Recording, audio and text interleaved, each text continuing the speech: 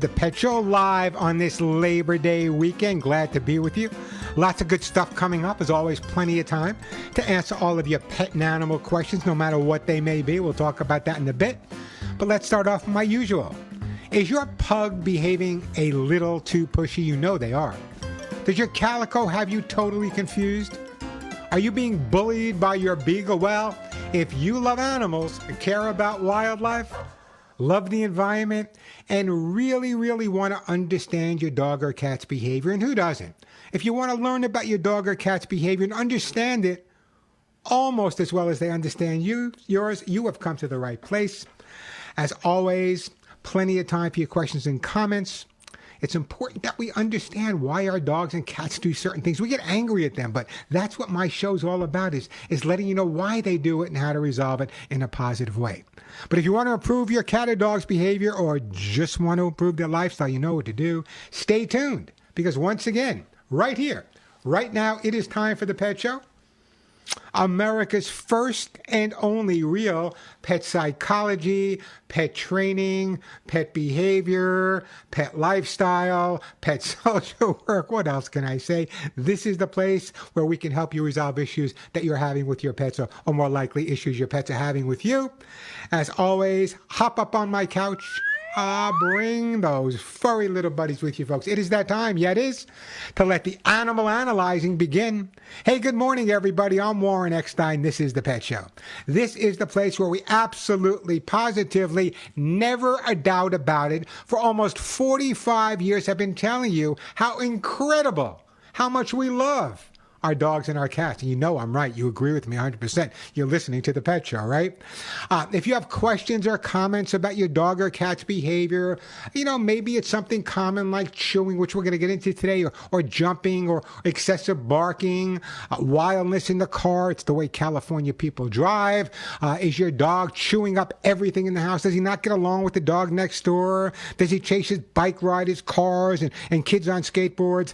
You get the idea. Or you have a cat that keeps you up at night, wakes you in the middle of the night, looks at the litter box and says, no way, use that box yourself, scratched your favorite chair, doesn't get along with the new cat that came into the household. You get the idea, right?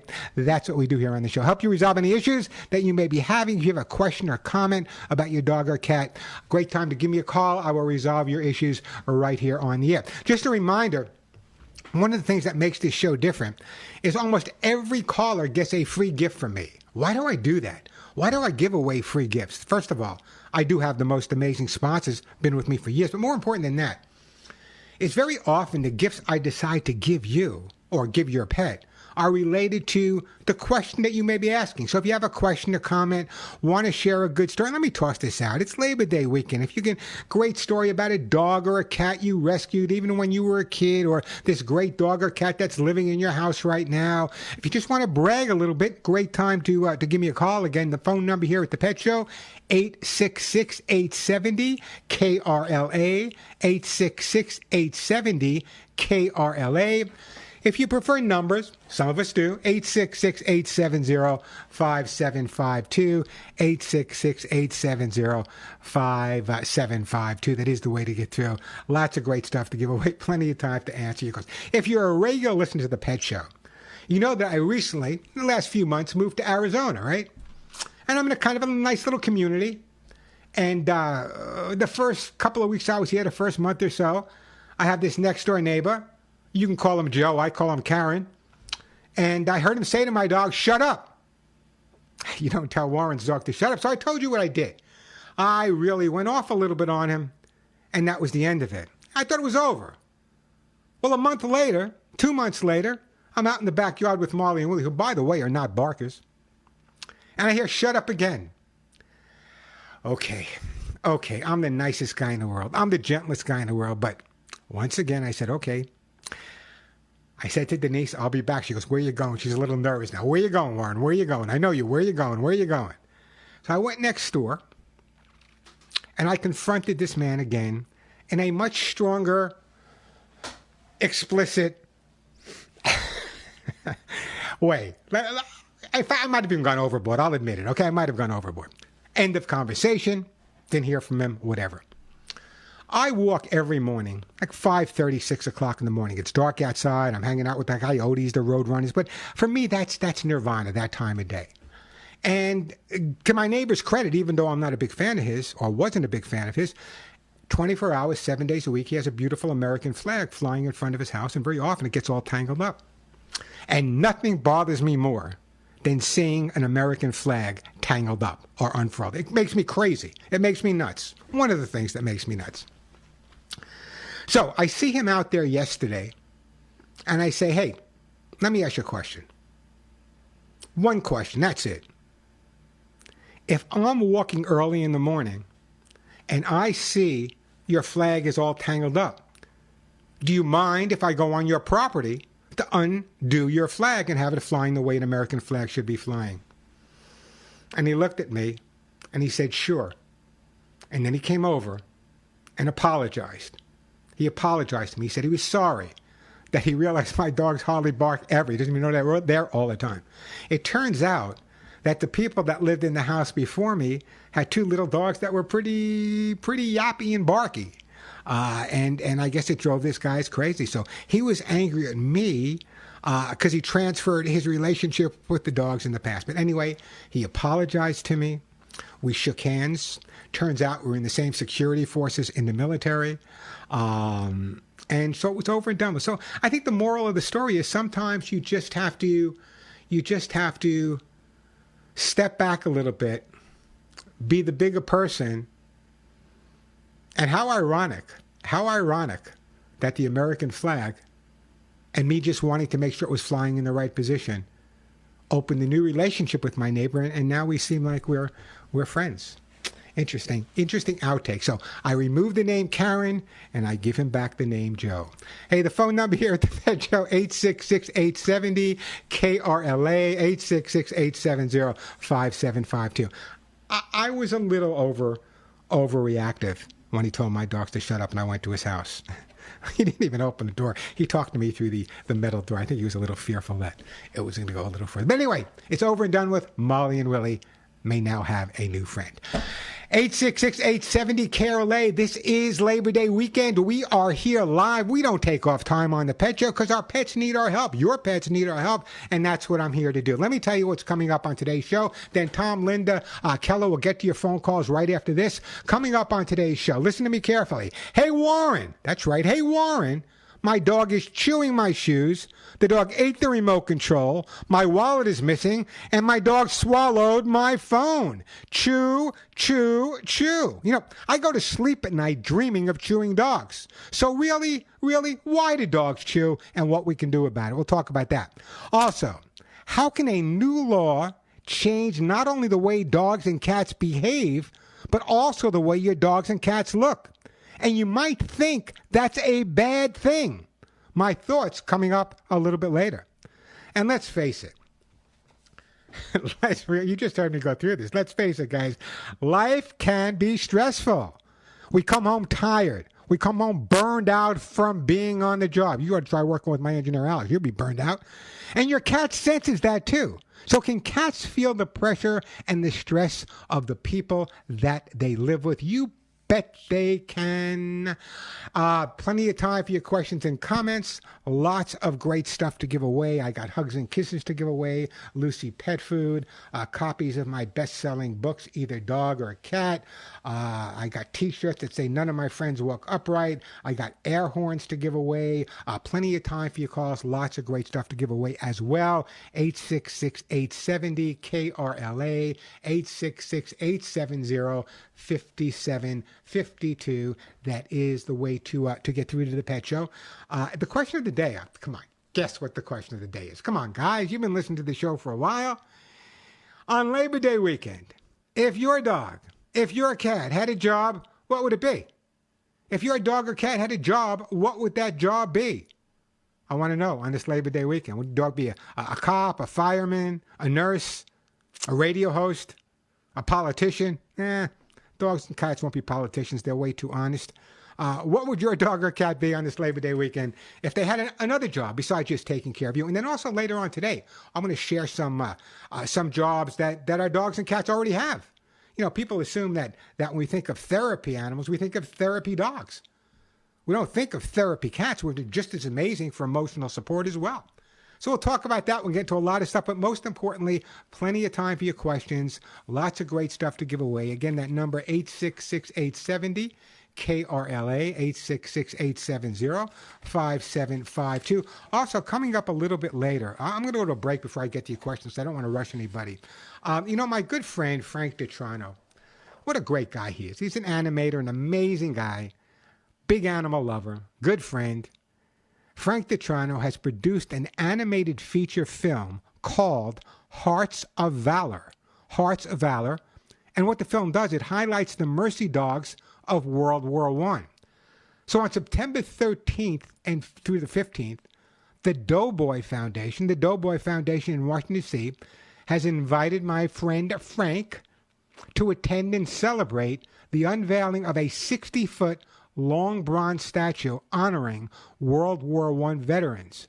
The foundation acknowledges the service of mercy dogs during that great war.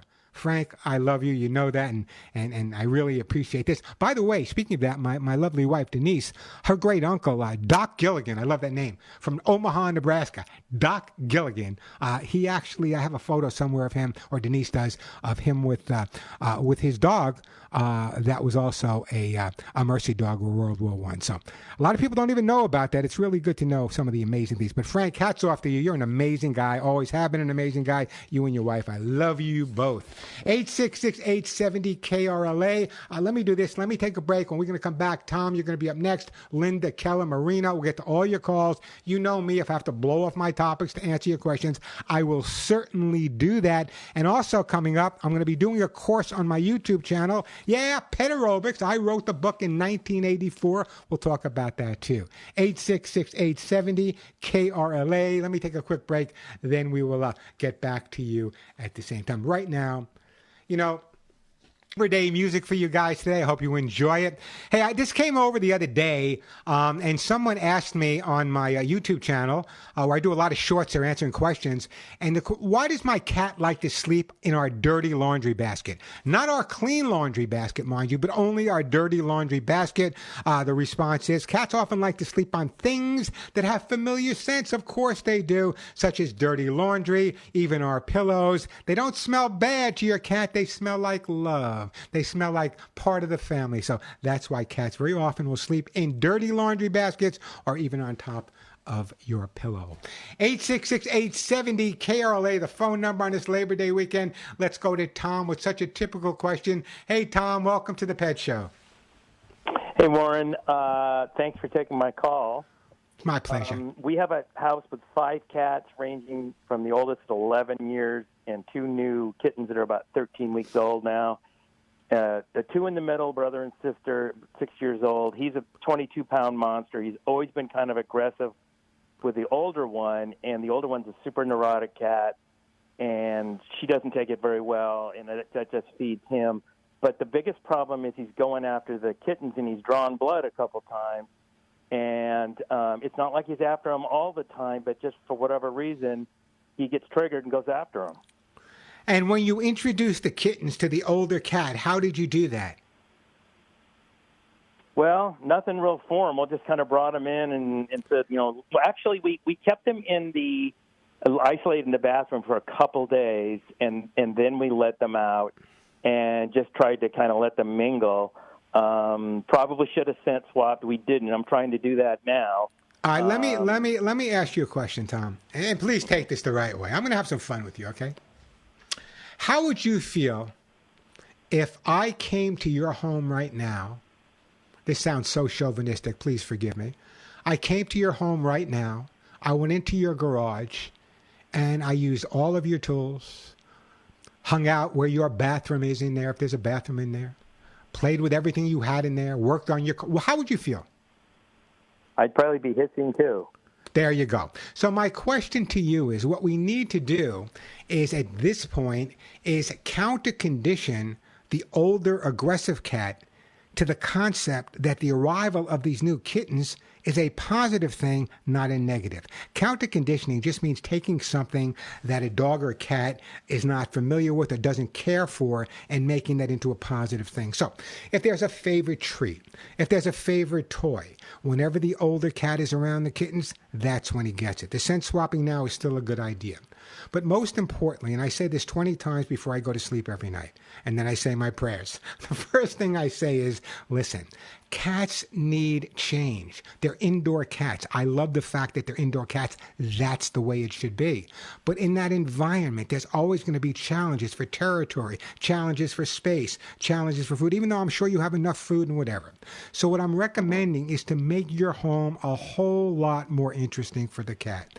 And again, it's not a matter of a lot of money. It's cardboard boxes, paper bags, organic plants that are healthy for cats, and just changing them constantly. If we can get the older cat distracted a little bit from the younger cat, and he realizes now that the younger kittens are here, all of these new things are coming to the house, a positive association, little by little, will start to take place. At least at this point, I still want you to be observant when they're together, but I think little by little, they may not become bosom buddies, but they will start accepting each other, and that's what it's all about. Okay, I'll do it. And what made you decide on 5 cats? I got to ask. Well, we had 5 before, and the 2 of them were older. One had kidney failure, one had heart failure, so we lost those 2. We took in these 2 kittens as foster to find them a home. And, of course, the same thing happened with the aggressive one and his sister. And they're just such wonderful kittens, we don't want to get rid of them. Of course not. So of course not. That's how I wound up. That's how I wound up with 27 cats at one time. Yeah, I was just fostering them.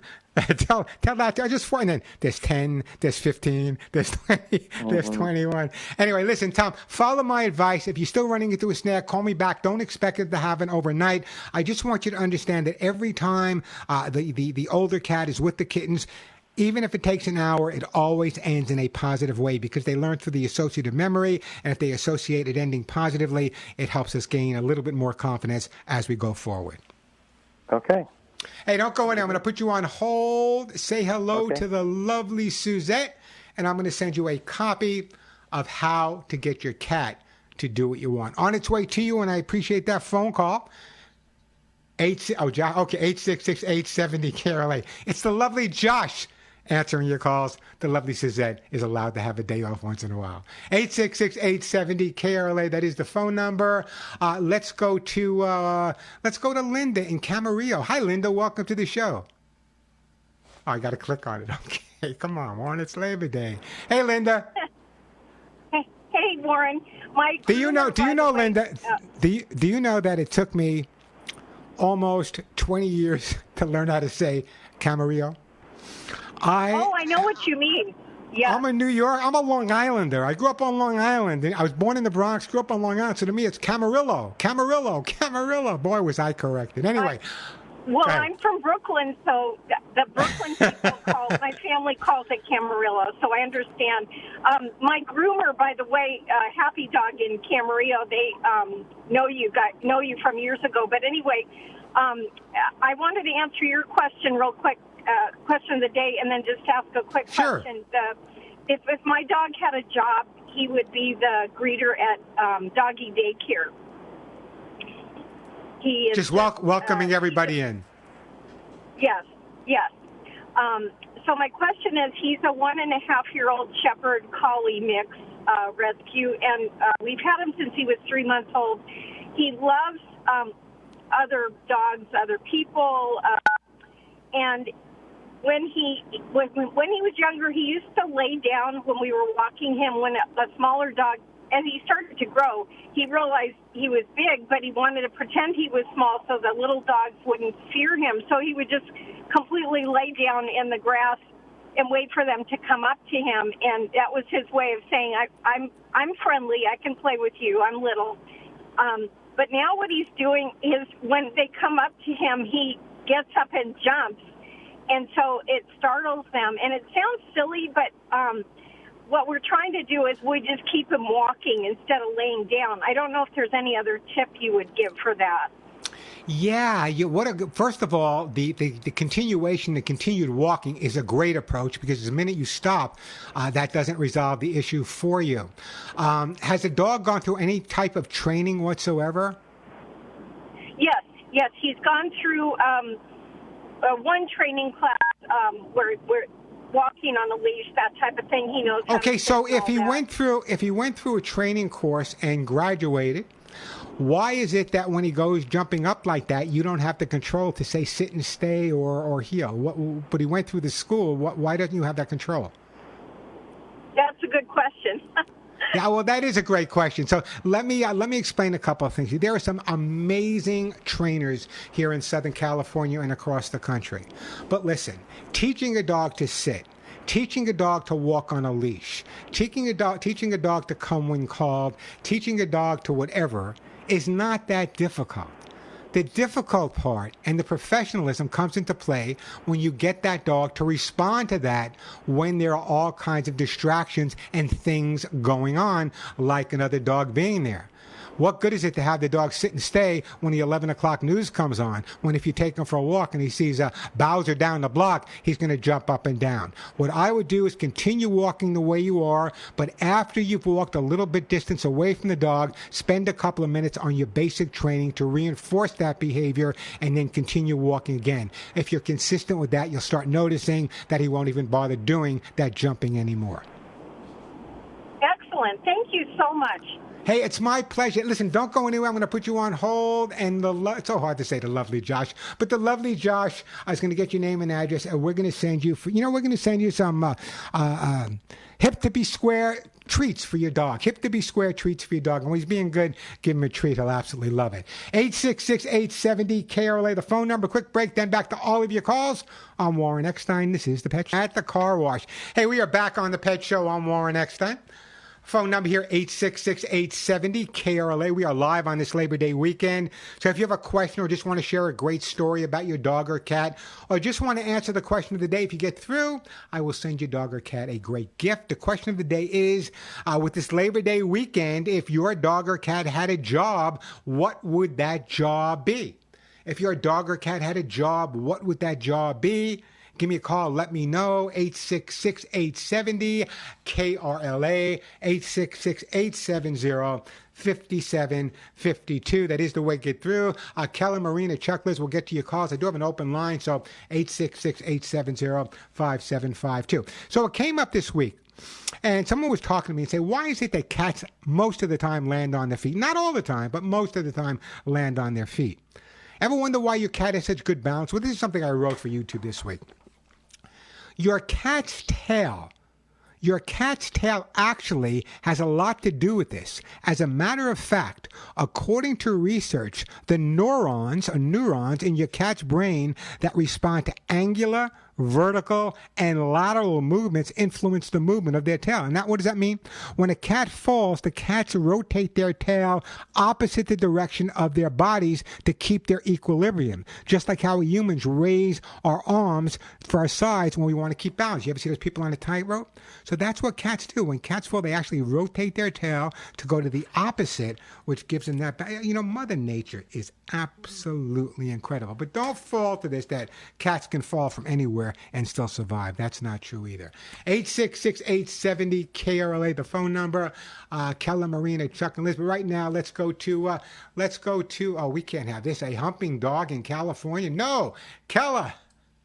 Yes, hi. Welcome to the Pet Show. Tell me about your humping dog. My dog is we've had him he's about 5 years old. We've had him about 4 years. He was from the dog pound. Our friend has a dog that she's had recently. She got him recently. And the other dog, that dog comes over, been over about 3 or 4 times now. My dog humps him constantly. So is there a way to prevent this? Why do you think that's taking place? Pardon me? Why do you think your dog is humping the other dog?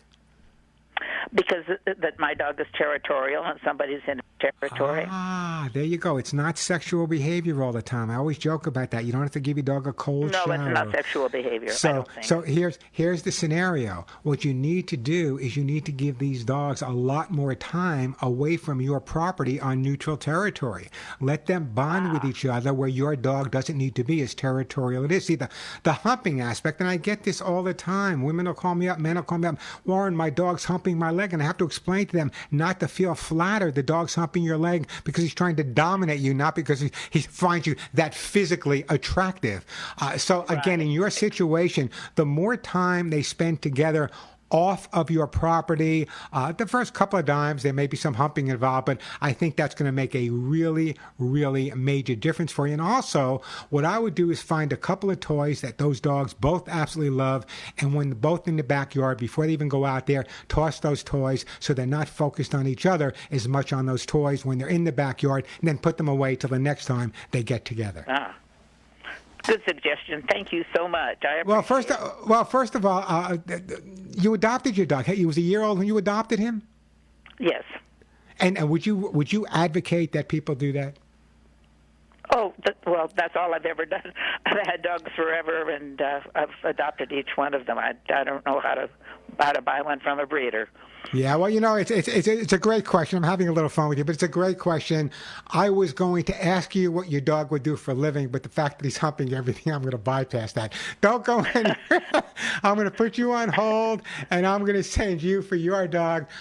Beautiful. I'm going to send you some hugs and kisses, my most expensive thing. Some hugs and kisses, vitamin, mineral supplements on their way to Kella. It's amazing to me. In 2024, I have to think what year it was, how many people still assume that mounting dogs is still only sexual behavior.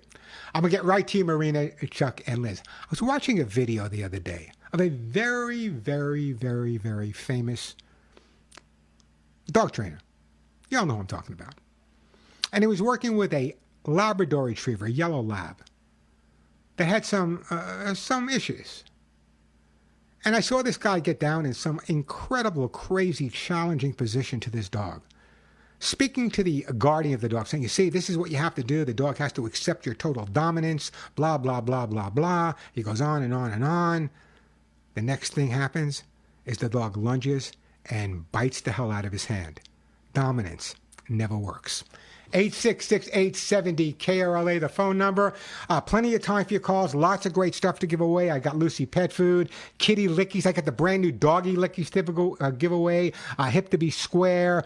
Copies of my best-selling books. Those T-shirts. The other day I was walking, and where I walk now is every morning. I said I walk at 5:30, 6 o'clock in the morning. So the who I'm walking with are a bunch of coyotes and roadrunners. And I got to tell you, where I walk right now, it's kind of a little bit of a trail, and the last few days there were these young, maybe 7-month or 8-month-old coyotes, and they're just so amazing. I mean, yeah, they can't be around because there's a lot of dogs around, but they are just so incredibly beautiful. And when someone says to me, well, how do we kill all the coyotes? I said, we're going to have to learn to live with them a little bit. We're not going to kill them all. 866-870-5752. If your dog or cat had a job, come on. Would your dog be a politician? Would your dog be a police officer, a fireman? What would your dog or cat be if they had a job? Give me a call if you get through. A great gift will be on its way. Still coming up on today's show, besides getting to your calls, Marina, I'm going to get to your call right away, and Chuck and Liz. We're also going to take a look at chewing. I would venture to say that in all the years I've been working, housebreaking's probably the number one, but chewing's number two. More dogs wind up at shelters because they chewed the furniture, they chewed the bed, they chewed the couch. I remember working with, anyone watch The Addams Family? Charles Addams was a friend of mine, the guy who wrote The Addams Family. He lived in East Hampton on Long Island. And I worked with his dogs many, many years ago. And he called me in because one of his dogs... Anyone know what a Bugatti? It's a very, very expensive car. Bugatti. He had a group of Bugattis parked in his garage, maybe 3 or 4 of them. I don't know what they run, maybe 100,000, maybe 2, maybe 4. Who knows? This guy wrote The Addams Family. So he called me and said, Warren. I said, what's up, Charlie? You're not going to believe this. Not going to believe what? The dogs went in the garage and they chewed the bumper off my Bugatti. So they chewed the bumper off you, but the whole bumper, it's gone. Irreplaceable. So I resolved the issue with the dogs chewing the Bugatti bumper, but I think, if I'm not mistaken, it was thousands and thousands and thousands of dollars. That is a chewing issue. A shoe, a sock once in a while, not the end of the world. But we're going to talk about chewing coming up a little bit later. But right now, let me go to my friend Marina in Sunland. Hey, Marina, welcome to the Pet Show. Hi, thank you for taking my call. Hey, it's my pleasure. What's up? I was just calling to answer the question about what my dog's job would be if he had a job. What kind of dog is it? He's a Great Dane. What color? I love Great Danes. What color? He's black. White shoes or no? His job would be the bouncer at the dog park. Oh, so he would be a bouncer. That's a great response because, it's interesting, but generally, I don't take my dog to the dog park for many different reasons, but I don't, whatever you want to do. So when I go walking in the morning, and I'm living in Arizona, so by 9 o'clock, it's 105 degrees. So people go to the dog park really early here. And I've noticed almost at every dog park, whether here or when I was living in Santa Monica, Sedona, there's always one dog that seems to be the bouncer. There's always one dog that seems to be, and usually it's not the Great Dane. It's usually the Schnauzer. The Chihuahua is usually the dictator of the dog park, by the way. But nowadays it's different because so many dog parks have big dog parks and little dog parks. Tell me a little bit about your Great Dane. How old? He's 9 years old. Have you had him since he was a puppy? Yeah, I got him when he was 9 weeks old. And how big is he? He's 150 pounds. 150 pounds. God bless you. Anyway, give him a hug and a kiss. Don't go anywhere. Great call. I'm going to put you on hold also. And Josh, what are we going to? We're going to send you some Lucy pet food for your Great Dane, and I really do appreciate that phone call. We're going to take a break. When we come back, Chuck and Liz will get to you. Have a couple of open lines. I expected maybe Labor Day. People are running around, but I know it's hard to get through to the Pet Show. So if you have a question or if you have a comment, want to share a story, one of the reasons I encourage stories from you is every story you tell encourages perhaps someone else to say, you know what, maybe I'll think about adopting or rescuing a dog or cat today. So if you have a great adoption or rescue story, I'd love to hear from you.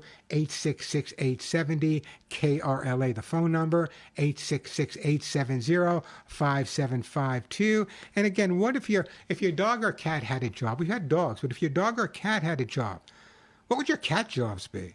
What would your dog's job be? Give me a call. Let me know. 866-870-5752. 866-870-5752. Are you stressing your cats out? Stay tuned. You'll find out. Has your dog ever chewed anything? Stay tuned. You'll find out why.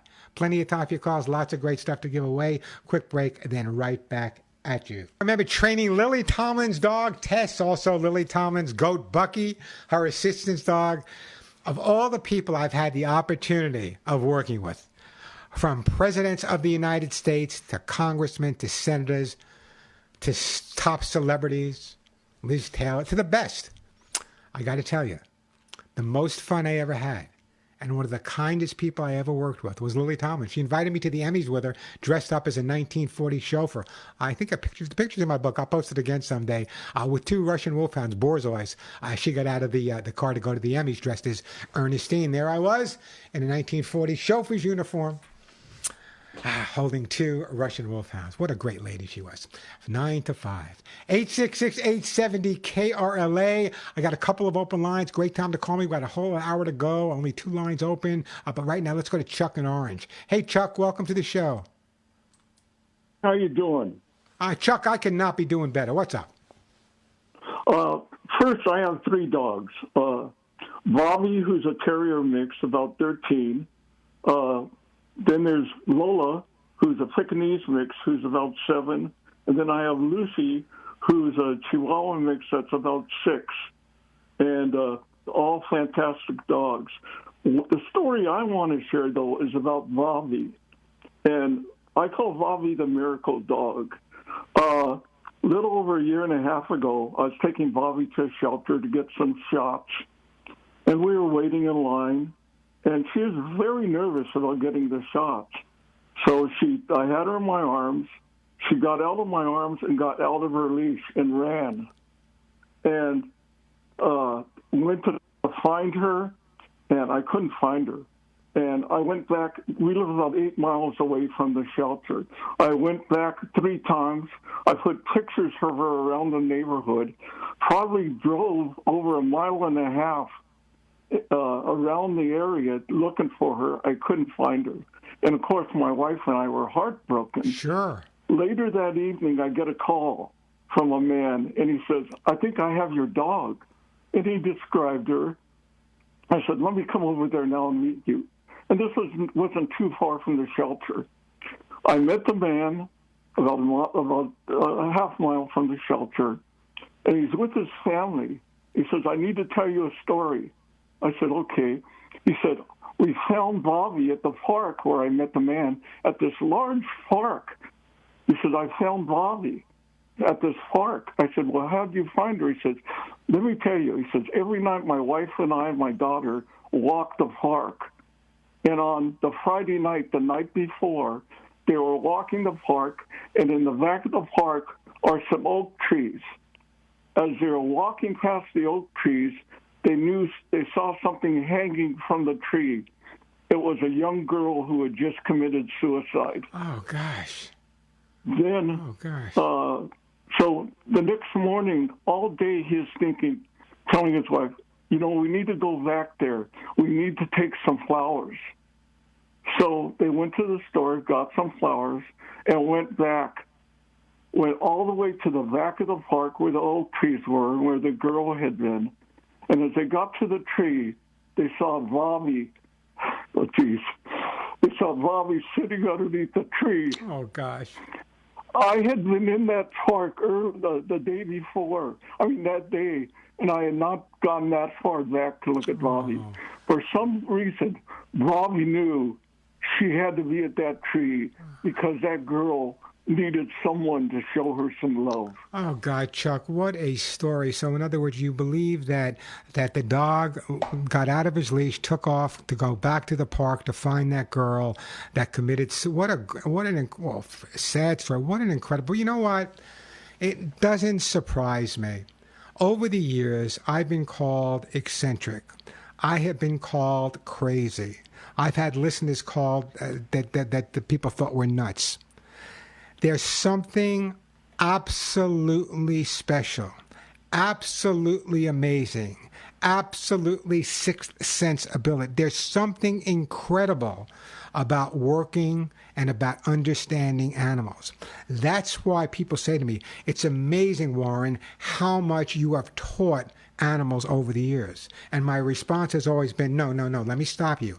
It's amazing how animals have taught me so much over the years. What an incredible story. They teach us. What an incredible story. God bless you, dog. God bless you, Chuck. Listen, Chuck, so you have 3 dogs now? Yeah, they're all shelter dogs, and they're the greatest dogs in the world. You bet they are. They know you saved them. I'm going to put you on hold. I'm going to send you the best thing I have for you. Not the best thing, but the most expensive. A jar of hugs and kisses for your dogs and cats to keep them in good shape. I know you're wiping your tears away as I speak. A quick break here, then we'll get back to your calls. We've got a whole other hour to go.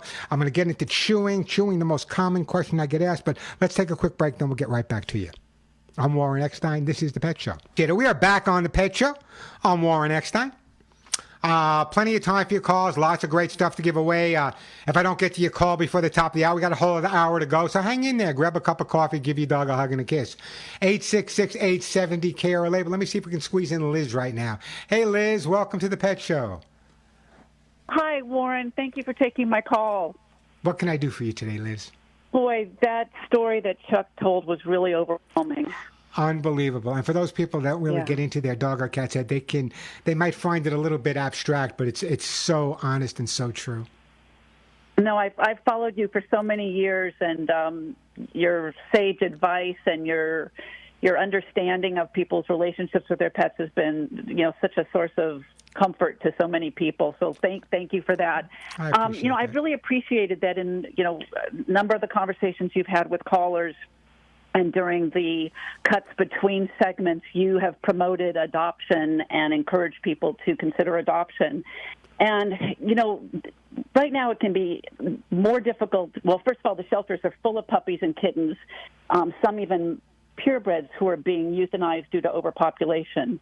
And it can be treacherous trying to find the right place to adopt from, because there are bad players out there who present themselves as doing good work, and you think you're doing the right thing by adopting from them, and you accept the fact that the adoption fee is high because you assume that money is going to go into a fund to help other animals within that shelter, or within that rescue's family that need maybe surgeries or behavioral trainings and things. And so it can be very difficult. And this became really obvious to me when I read an LA Times article recently on a notorious bad actor in the rescue world, Melissa Bacelar from Wagmore Pets. Yeah, let me just stop you. Let me stop you for a second, okay? I don't know. I was quoted in that article as well. My experience with Melissa goes back maybe 15 years ago, 16 years ago. She wasn't running any rescue. She was an actress. She wanted to do a show with me. Never talked. What I knew of Melissa back then, I don't know what's going on now. I was quoted from what I said back then. What I found 15 years ago was someone that was really concerned about animals, wasn't involved with rescue back then, but was really concerned about animals. In fact, she helped me set up certain situations where I had adoption events. So what took place after that? A lot of people don't realize that I work with literally hundreds, if not more than hundreds, of rescues and shelters across the country. So it's very difficult. I just wish that everyone would have the same goal in mind. So I know there's pros and cons, and I know there's a lot of anxiety, and I really believe, like you're saying, that when people want to adopt or rescue a dog or cat, which, by the way, they should do, go to your shelters or check out the rescue you're working with very, very carefully. So my comments in that article about Melissa were based on knowledge before she was involved with rescue, going back 15 years ago. I don't really know. I'm living in Arizona right now. I don't really know what the craziness that's going on in LA. I'm assuming that the reporter for the LA Times would have interviewed you contemporaneously. They wouldn't have taken an archived quote about Melissa that you had made. But my point is that if someone like you can be fooled by someone like Melissa or another bad actor in this field, we all need to be aware. Let me do. If you want, I got a break. But listen, it's a great call. Call me again. I want to talk to you more about this. Okay, call me again. 866-870-KRLA. Welcome back to the second hour of the Pet Show. Plenty of time to answer all of your pet and animal questions. Lots of great stuff to give away. Hugs and kisses, Lucy Pet Food, copies of my best-selling books, T-shirts, air horns, which, by the way, everyone should have. The phone number here, 866-870-KRLA. The question of the day, if you want to call me and you get through, a great gift will still come to your dog or cat. On this Labor Day weekend, if your dog or cat had a job, what would that job be? 866-870-KRLA, 866-870-5752. Before I get to the phones, I just want to take another couple of seconds to talk about that last phone call from Liz. Great call, by the way, Liz. In the world of rescue and humane organizations, which I've been involved with for, my entire life, there's the good, the bad, and the ugly. And sometimes it's difficult to separate.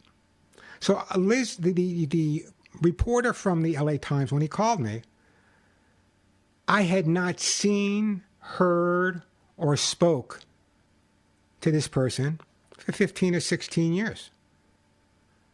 I had no idea what was going on, what was not going on. But he called me about the controversy, and there was a lot of controversy from different organizations. So my response is the same response I'm giving you. I work with many, many organizations. My experience going back 15, 16 years ago, before this person was involved with rescue, and this person was just kind of trying to help animals and love animals. This was before any rescue, whatever, on her part. That's what I quoted. Back then when I knew her, this is what I knew. What's going on now, I got to be honest with you, I have no idea. I literally have no idea. You know, right now I'm fighting with rescues and humane organizations in Pennsylvania, in New York, in Tennessee, in Nebraska, trying to resolve issues for all these humane organizations. So I can't be on top of them all, but thank goodness you guys are. Thank goodness you guys are. And amongst yourself, you will weed out the good, hopefully, and the bad.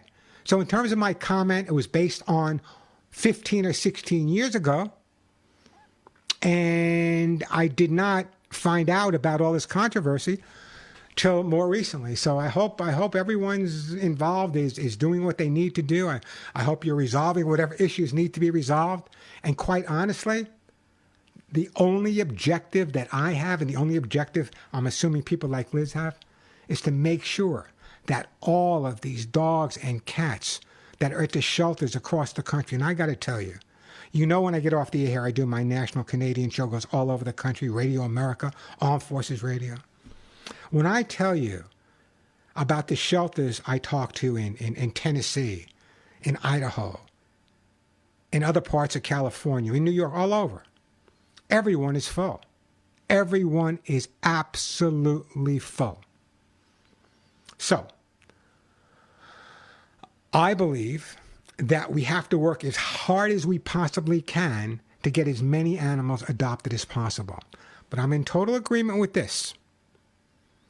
The most desperate animals for adoption are generally those dogs and cats at the shelters.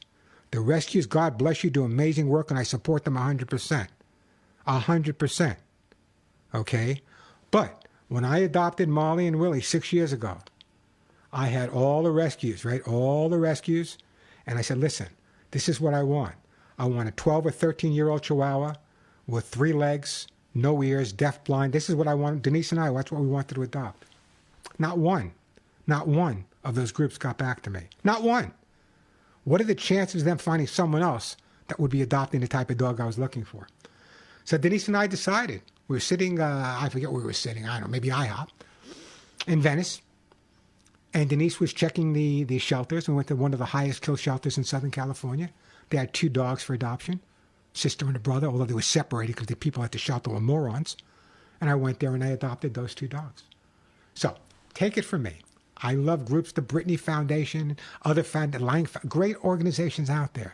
But right now, with the shelter so full, by adopting a shelter dog, you're opening up space for another dog or another cat to come in. So, in response to Liz, God bless you, Liz, and thank you for calling. And thank you for calling me out on it. But the bottom line is, remember that I'm quoting about someone I knew 15 years ago or 16 years ago, maybe even longer. And what went on in that 15 to 16 years, I don't know. I can't possibly be on top of every rescue, humane, and what's going on. So, Liz, please, email me anytime. mail@thepetshow.com. mail@thepetshow.com. Email me if you have a question, or I can't always respond back, but let me know what's going on. That goes for everyone out there. If you let me know what's going on, I can respond maybe a little differently. But again, I have to know first. And that call from the LA Times came out of nowhere to me, by the way. 866-870-KRLA. Thank you, Liz. I appreciate it. 866-870-KRLA. 866-870-5752. That is the way to get through. Let's see. We got Deb in California. We got Arlene in Burbank. We have Grace in La Cañada. I got a couple of open lines, 866-870-5752. If your dog or your cat had a job, what would that job be? Give me a call if you get through. A great gift will be on its way for your best friend. Let me start off right now. Let me go to Deb. Hey, Deb, welcome to the Pet Show. Hi, Deb. Hi. How are you today? I'm good. How are you? I am fine. How can I help you today? Well, I just wanted to share a story. I adopt Siamese. I have 3 of them. So you like talkative cats, huh? I love them, and they're easy to train. I have a lynx point, a ragdoll, and a snowshoe. The snowshoe is what I wanted to share with you. Yeah, go ahead, go. Probably about 8 weeks, probably a year old. She would follow me in the kitchen. So I would say, okay, roll over, Sabrina. And she'd kind of look at me, and I'd say, come on, roll. And every time I went in the kitchen, she would just look at me, and I'd tell her to roll. Finally, one day, after a few months, I say, come on, Sabrina, roll. And she did it. And I went, what? Are you kidding me? So every time I went in the kitchen, I said that, and she'd roll over. So, I mean, I had to give her something. You know, I had to give her a little treat, you know. So that was that. And then my rag doll, I taught them 9 o'clock is bedtime. I just, I kept saying, okay, everybody, time to go to bed. I got to go. I got to go to bed. Go on. They have their own room, so they had their cat trees, and they'd go in there. And one day I said, okay, go to bed. And I didn't think they were really going to do it. Next thing I know, I'm like, where are the cats? Well, they were all in the bedroom in bed. In bed, there they go. It's when I wrote my cat book, How to Get Your Cat to Do What You Want, literally, people wanted to put me away. They said, Warren, we've been watching you for years. You can't do this, can't do that. I think, you know what it is? Cats are just too smart. Cats are so smart they convince people that they can't be trained. But Siamese, I've had every breed you can think of, and I'm telling you, Siamese are very smart, and they actually, I mean, my ragdoll will answer me, and he'll call me, Mom. I'm like, oh my gosh. So that's why I adopt them. They're very smart. I love them. Well, you know, the going to bed's a funny thing because everyone has a different way of having their dogs go to sleep at night. Now, I hope my wife's not listening. She may be listening, but I hope she's not listening. Anyway, the lovely Denise, who, by the way, is healing from the most horrendous knee replacement surgery, but she's doing a little bit better this week. Oh, anyway, no, gosh, that's terrible. It's very painful and lots. Well, not only that, she went for the knee replacement. In fact, I spoke to Dr. Darrow, but she went for the knee replacement, and then after the knee replacement, we found out she had 2 fractures under it. So, anyway, it's a long story, but she's doing better. No. But the lovely Denise, I adore her. Maybe she's a little eccentric, though. She sings lullabies to the dogs every night before they go to sleep. Lullabies before they go to sleep. And before dinner, before they eat, she's got to sing them the little dinner song. For me, it's here's your plate, Warren. Here's your plate, Warren. Go to sleep, Warren. For the dog, it's a lullaby. A lullaby and a song. No, it's amazing. Anyway, what a great call, by the way. And I just love the fact that you have these cats and you understand them as well. Do you have a copy of my cat book? No, I don't. You do now. Put you on hold. Oh, excellent. Put you on hold, and the lovely Josh Jacobs will get your name and address, and we'll send you a copy of How to Get Your Cat to Do What You Want. Phone number here at the Pet Show, 866-870-KRLA, 866-870-5752. Arlene, we're going to get to you. Joe, we're going to get to you. Grace, we're going to get to you. But first, let me spend a minute or two talking about this. You know, I've been on the air now. It'll be November, I think, is 45 years. And between the radio and the TV, the Today Show and the Letterman Show. In fact, I was just talking the other day, Phil Donahue passed away, and I was one of his early guests on the Phil Donahue show.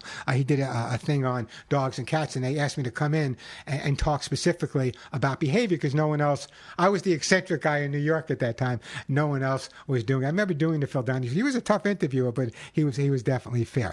But of all the interviews I do and all the questions I get asked over the years, I would have to say that the majority of them have to do with, younger dogs and housebreaking or rescue dogs that may have accidents, but the majority is chewing.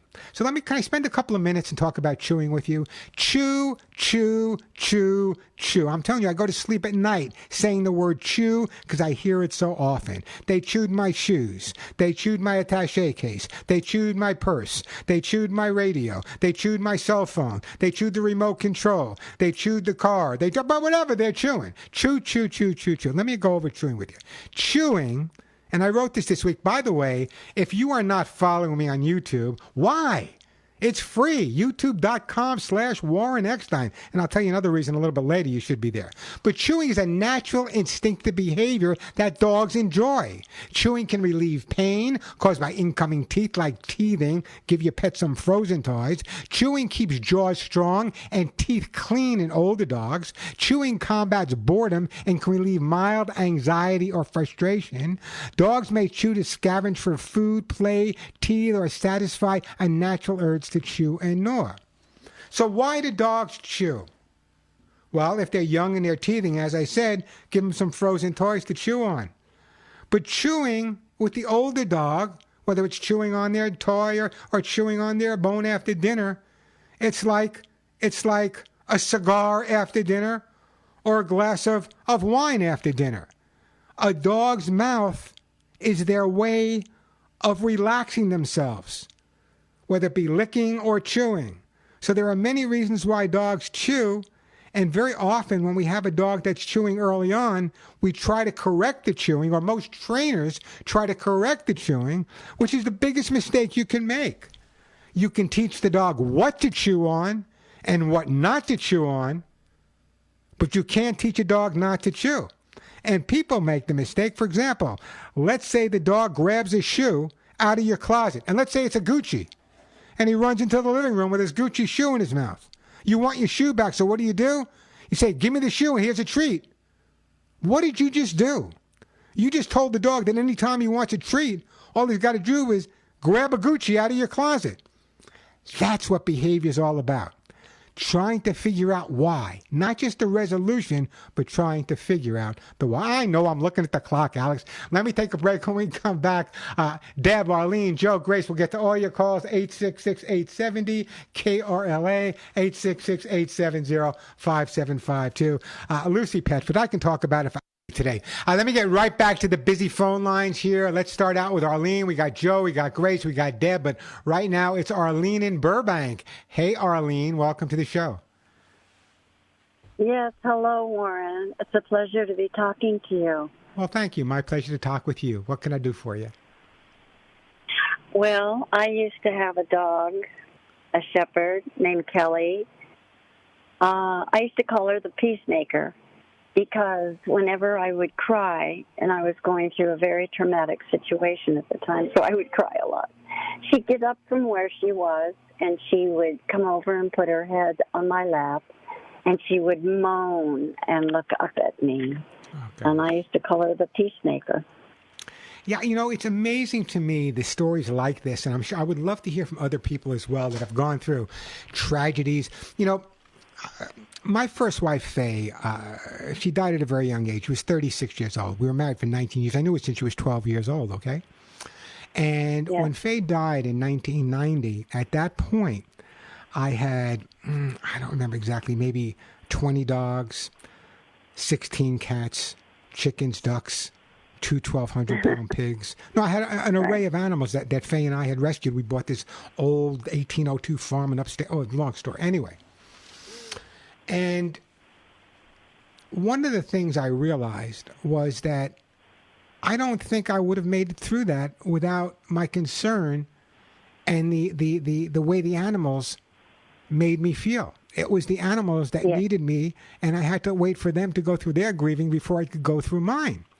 So I am a firm believer. I would love to hear from people that have gone through experience, whether it be the death of a spouse or significant other, or the loss of, God forbid, a child, or a sister or a brother. I know, for example, that, I do a lot of work and have a lot of people that do work with veterans and PTSD. And it's just absolutely amazing what these animals can do. And yet we go to the shelters and we find them full. These dogs, these cats at the shelters, they deserve so much better. They deserve so much better. Yes. They really do. So what kind, do you have any pets right now, Arlene? No, I don't. I never got another dog after that. She got bit by a rattlesnake, and so sorry. she died. She died at 16, but I spent 2 years trying to have her recover. But what was happening is that I think the poison from the snake was slowly killing her organs inside. Yeah. And I used to... She was in and out of dog hospitals constantly. It's a horrible thing. And another thing I don't often talk about. God, you're bringing it all out in me today, guys. Labor Day weekend. I did a TV show in San Francisco called Mac and Muttley. And I was living in New York, and I would fly to San Francisco once a month and tape a bunch of shows.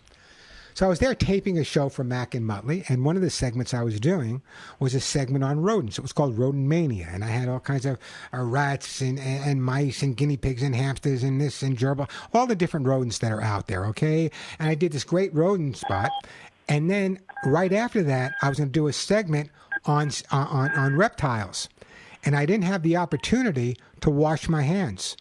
So, and I forgot, literally forgot. So I went in to work with the reptiles I was working with, and I got nailed by a rattlesnake. Oh, my gosh. It was I still have the scar on my hand. Lovely Denise points it out to everyone. To this day, it still hurts, but I can't imagine. I can imagine with the pain and the time I spent it, just incredible. So yeah, but there are now preemptive vaccinations for rattlesnakes now. I don't know how great they work, but a lot of vets swear by them. And if you get this injection prior, that the venom will not have the same effect on your dog as it normally would. Yeah. Anyway, great. Anyway, I don't know. You know what? Yeah. Go ahead. No, honey, I was just going to say it was very traumatic. She lost all the hair from her jaw, down her throat, and under her undercarriage. Lost all the hair. And it was horrible to watch it, a slow death. And, taking her to the vet hospitals didn't seem to be working. She finally died. She finally died after about 2 years. But you know what? I always tell this to people. They cross the rainbow bridge, and the most important thing is when they cross it, they know they're loved. Yes. Yeah. What a great, Arlene, what a super call. I don't know. I want to send you know what? I'm going to send you. No, don't go away. I'm putting you on hold, and I am going to send you. I don't know if you wear T-shirts. You know what? I don't even know what to send you. God forbid. What am I going to send her? I am going to send you a T-shirt. I'm going to send you a T-shirt. I want you to wear it proudly. What a great story, by the way. And someday I'll go a little bit more into detail about my rattlesnake bite and my few nips that I've had over the years. Not from dogs, not from cats, all the weird animals I worked with. 866-870-KRLA, the phone number, 866-870-5752. I definitely want to get to you, Grace in La Cañada. I definitely want to get to you, Joe, in Palm Desert. My buddy Joe in Palm Desert. I want to get to you, Ann, in Los Angeles. Got an open line or two, 866-870-5752, 866-870-5752. Just a reminder, if you're watching me on YouTube, I'm holding up a copy of my book called Pet Aerobics.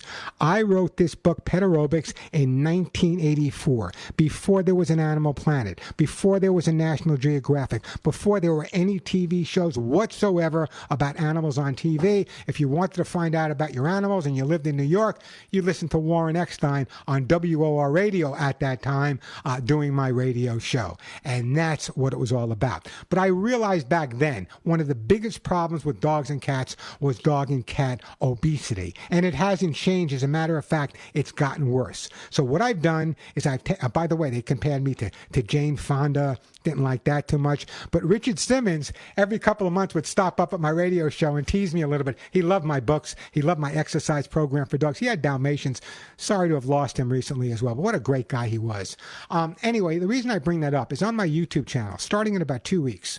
What I'm going to do is like a 5 or 6 week course on getting your dogs and cats in the best shape ever, getting them svelte. Not a whole lot of work, just knowing what to do. So if you're not following me on YouTube, go to youtube.com/Warren Eckstein, youtube.com/Warren Eckstein, and subscribe. It's free. Everything is free there.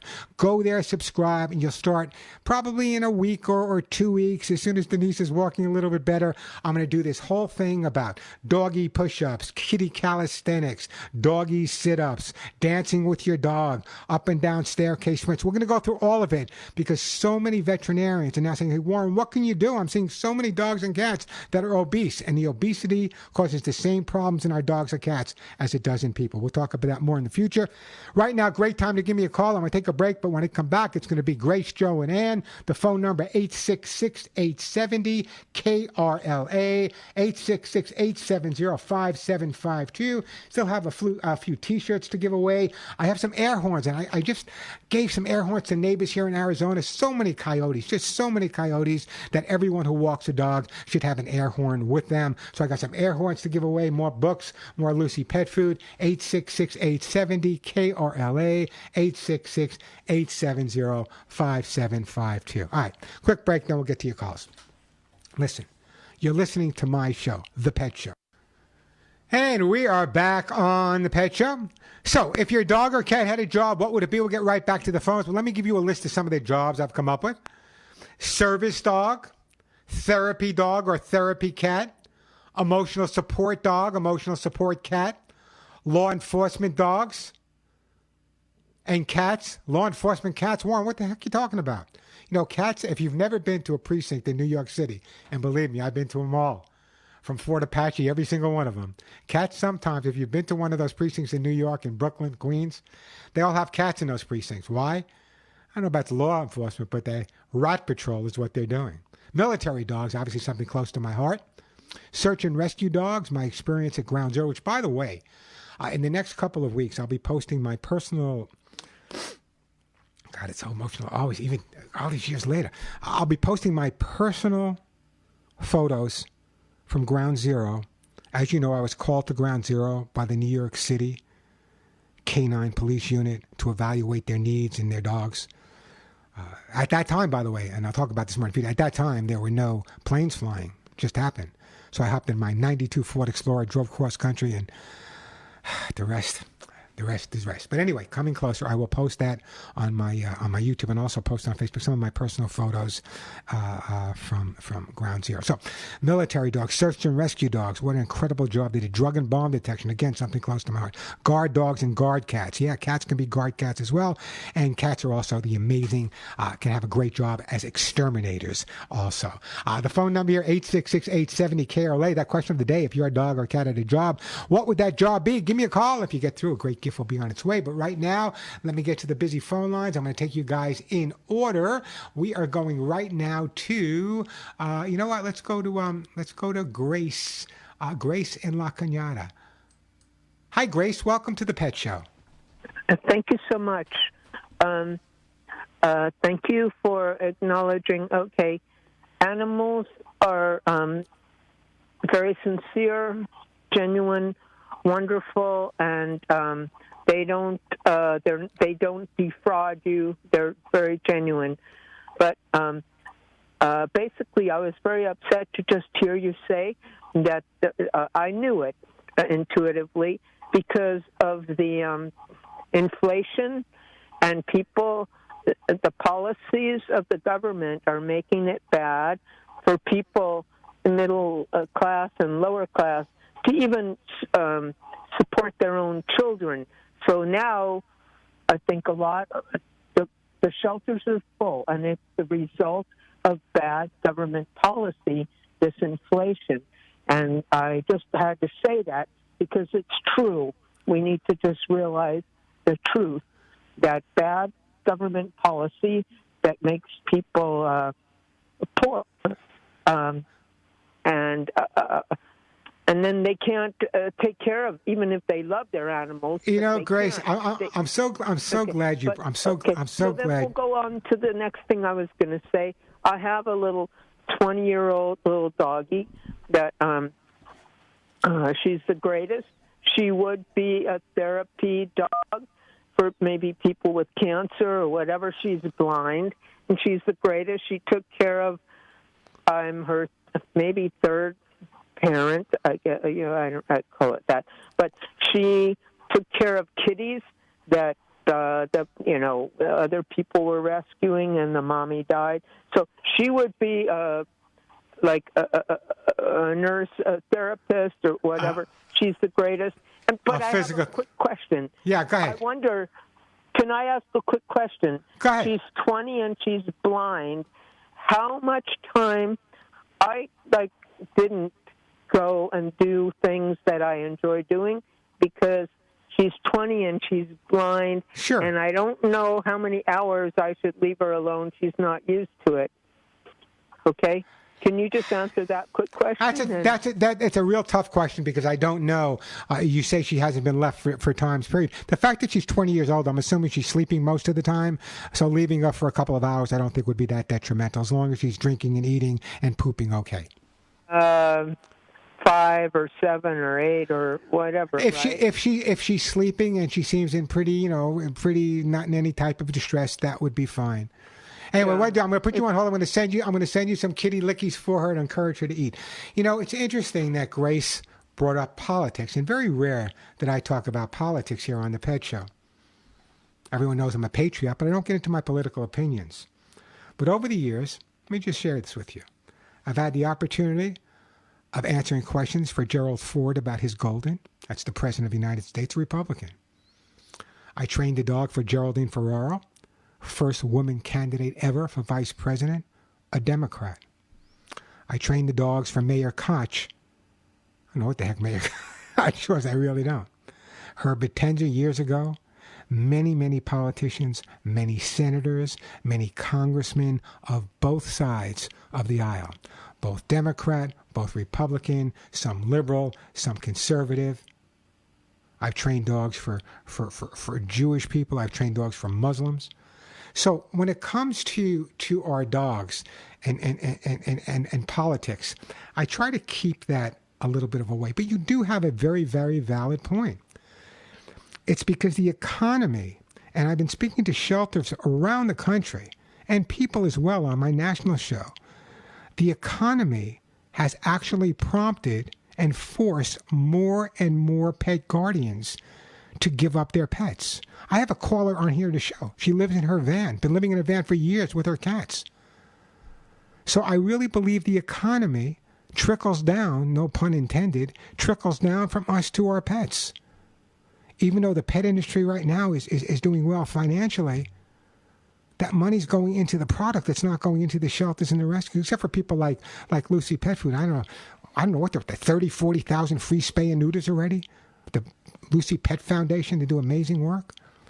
So from a political aspect, I don't get political, but I just got to be honest with you that the economy the way it is and the finances the way they are right now, whoever you want to blame, I don't care who you blame, whoever you want to blame, the bottom line is it is definitely taking a major, major effect on our animals.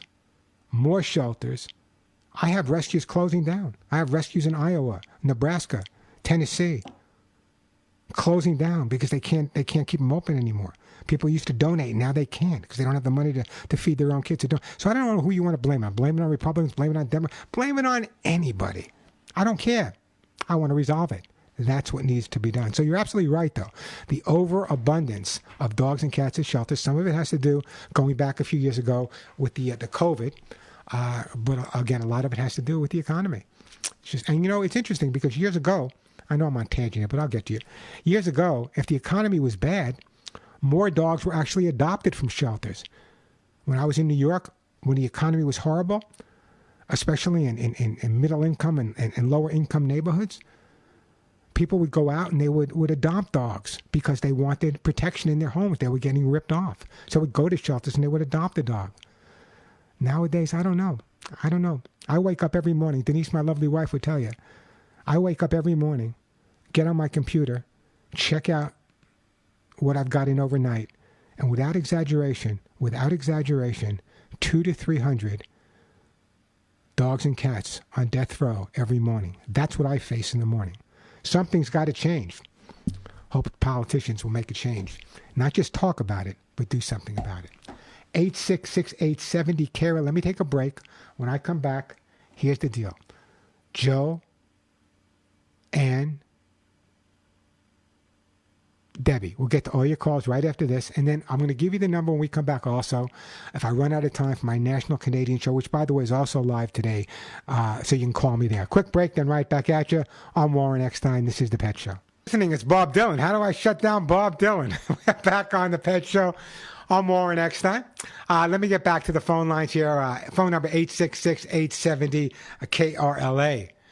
So let's was a great call, by the way. The questions about the administration and, I mean, I'm not going to put blame on anybody. I just put blame on everybody. That's what I tend to do. We got to make some changes and get these shelters in there. We got to get the right people in charge. Did I hear the other day the head of the ASPCA is making $1 million a year? How about taking $500,000 and donating $500,000 to save more animals? That's what I would recommend. Who knows? That's what I heard. $1 million a year. It's a lot of money. Maybe worth it raising money, but the bottom line is give some of it back. Give something of it back. That's what I do. Not $1 million a year, though. 866-870-KRLA, the phone number.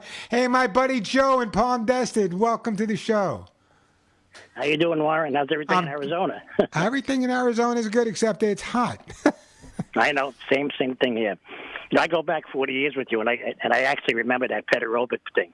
So yeah, and when I wrote pet aerobics, there were 4 pages in People magazine, and the only thing that bugged me is they compared me to Jane Fonda. As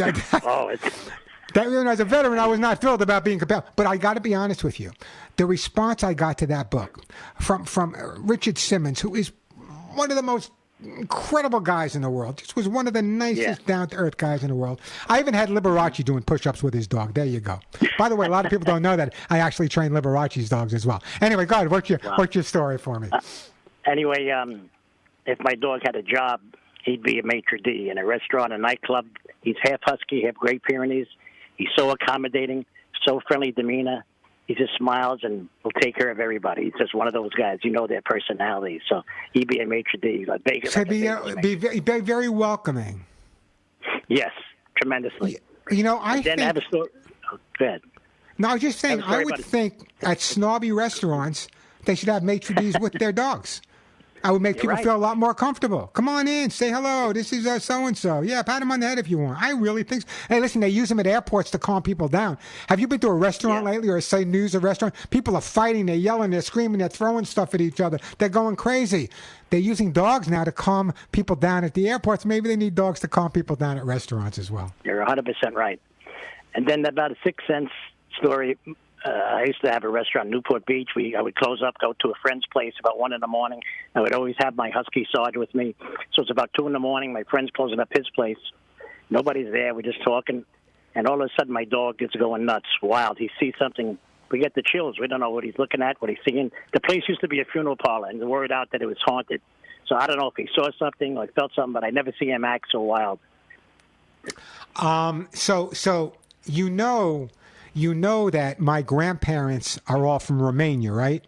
You know that my grandmother grew up a half a mile from Transylvania, right? You're freaking me out, Joe. You're freaking me out. Now, I agree. I believe 100% that all living things have some type of 6th sense. I believe in most people it's inhibited. But listen, I spent a lot. We talked about how many times dogs have saved my lives. And when in doubt, I don't trust my instincts. I trust the instincts of the dog that I'm with at any given moment. Absolutely What a great story. Sooner or later, I'm going to hit your restaurant, Joe. I promise. One of these. And also, I can't wait to hear your 9/11 stories because they're great, wonderful stories about rescue dogs. Yeah, and I'm actually going to post some of my own personal photos, I think, this year as well. Great call, by the way. I'm not going to say anything, Joe, because you got everything I give away. But I appreciate the phone call. Oh, God, let me take a break. You know what? Let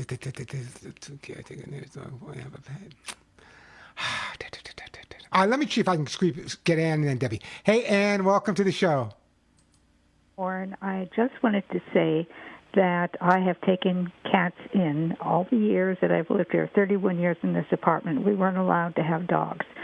But my last 2 cats passed away within the last year. One was 17, the other was 18. And the older one was a feral cat that I had trapped.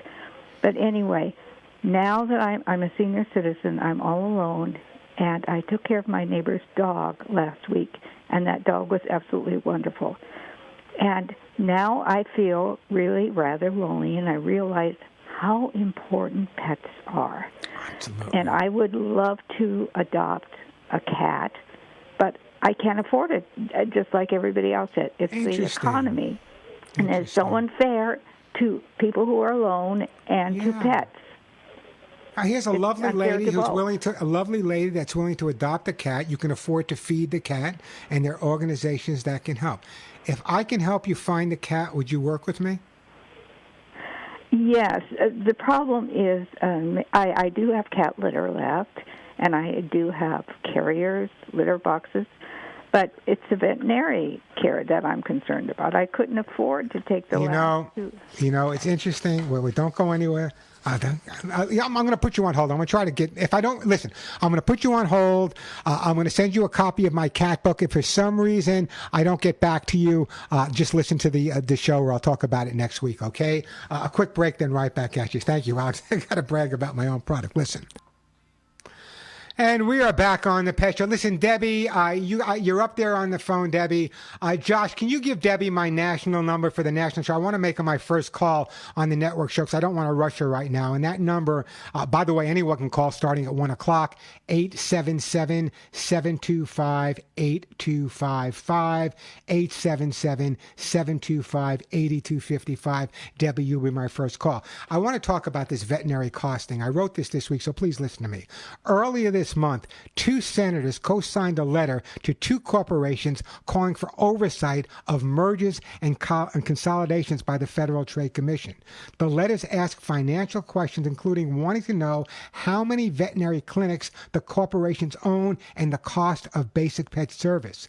Private equity firms are raising prices for veterinary services in addition to pushing unnecessary tests. Firms took advantage of rising pet ownership rates during the COVID-19 pandemic, viewing veterinary clinics as a recession-proof investment because companies can exploit consumers' love of their pets by raising prices without consequences. Prices for veterinary services have increased by 60% since April of 2014, rising to well over $300 per visit as private equity firms push profits over customers. This situation is analogous to private equity takeovers in healthcare. In that context, extensive research shows that when private equity takes over a hospital or physician practice, prices and the number of expensive procedures tend to go up.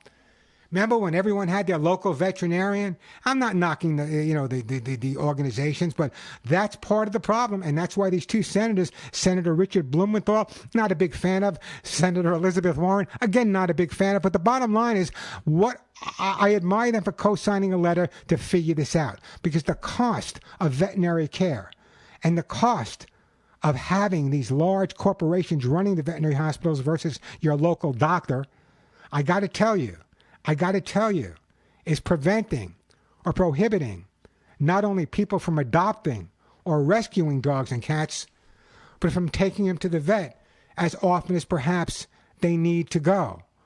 Many people will call me or they'll email me and say, Warren, my cat's coughing, my dog's limping, but I can't afford to go to the vet. What can I do? Well, there are rescues and humane organizations that will help you out. But if you drive through Santa Monica, drive through Arizona, a good amount of the veterinary hospitals here are owned by large equity organizations, private equity firms. I'm all for private equity. I'm all for everyone making a good living and making money. I have no problem with that. But when it's jeopardizing the life and the ability for animals to have the quality of life they deserve, and to get out of the shelters and the rescues, and to stop people from having to bring their dogs that they love and dropping them off at shelters and rescues because they can't afford the veterinary costs, that, my friends, I'm not happy with. So we'll see what happens. This new bill is just kind of coming up, and we'll take it from there. Hey, Debbie, you'll be my first caller on the network show. You can start calling that show at 1 o'clock. You all know it's the same type of show. I give away the same type of gifts on the show as well. The phone number for that show, start calling at 1 o'clock. It goes to Radio America, based in Washington, D.C., also heard on part of Armed Forces Radio. Write this number down. Start calling at 1 o'clock. The same type of show, the same gifts. The phone number, 877-725 8255 877-725-8255. And remember, if you're not with me on YouTube, check out youtube.com/Warren Eckstein. Subscribe. Until next week, give all your pets a big hug and a kiss for you, one between the ears for me. I'm Warren Eckstein, and thank you again for listening to The Pet Show.